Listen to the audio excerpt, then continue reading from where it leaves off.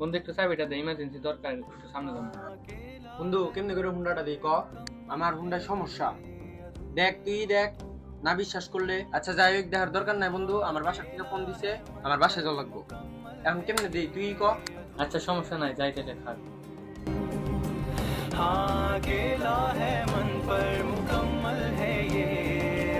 চাবিটা নিলাম, আইতাছি।